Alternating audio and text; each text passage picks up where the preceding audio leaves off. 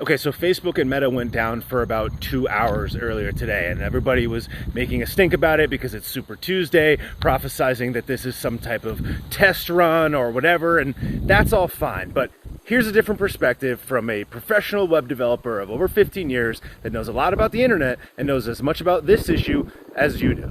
It really bothers me when people align blame and speculation to something with absolutely no evidence other than coincidence to why they believe that this is the case. Not even a little bit of evidence. No evidence at all whatsoever. So the first thing that I think of, and the same thing that you would think in a murder investigation, would be, what is the motive?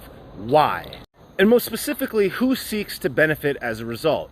Facebook, from some basic research, earns about $13 million per hour. Instagram earns about $8 million per hour. So if both of these services were down for 2 hours each, that's $26 million from Facebook, $16 million from Instagram in lost revenue. So is the idea that Meta platforms just randomly threw $46 million of revenue into the garbage for 2 hours on Super Tuesday? Why? What did they do that? Who benefited from that? Who benefited? The candidates are so obvious. So what, in the 2 hours, what did Donnie get some type of leave? They certainly wouldn't have done it to sabotage Biden. So who benefits? It's like, this theory is half-baked at best and so stupid. So it's like, oh, it's a test run. A test run for what? They don't need to run a test run to pull their own servers down. There's no law that says that Facebook or Instagram couldn't just turn their servers off and just say we're turning them off today for 2 hours. There's no regulation. They don't need to do a test run. They could just do it whenever they wanted to do it. Now, YouTube's servers experienced some outages as well, but did anyone talk about that? I don't know, probably not.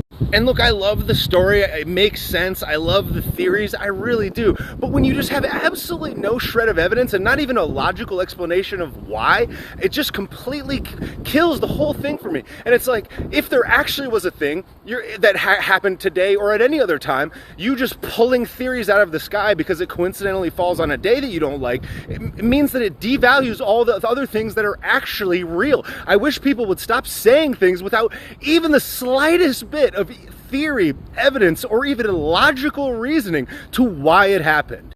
It kills me because it's like the boy who cried wolf. It's like, oh look, they're shutting it down. Why though?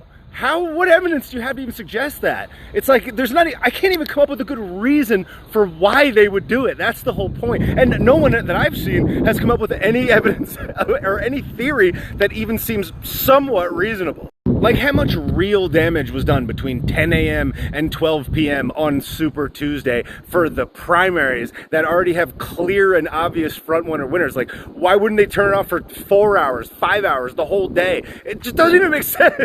And if it really was a grand conspiracy, why would you want to create a paper trail on actual selection day that shows that you did this on Super Tuesday? Wouldn't that kind of blow up your whole spot? Wouldn't that kind of wouldn't that prove that you're doing it intentionally? Wouldn't you creating your own paper trail test run out your plan? Like, what? Like, it blows my mind that people will think that these people are running like a centuries-long multinational global conspiracy to run and control the outcome of the entire world, but are simultaneously too stupid to figure out that if they run a test run of this outage on Super Tuesday and then do it again on Selection Day, it'll completely obviously foil their whole plan. It's like, are they so smart that they're century-long diabolical, or are they just so stupid that you figured it out on Instagram in 10 minutes?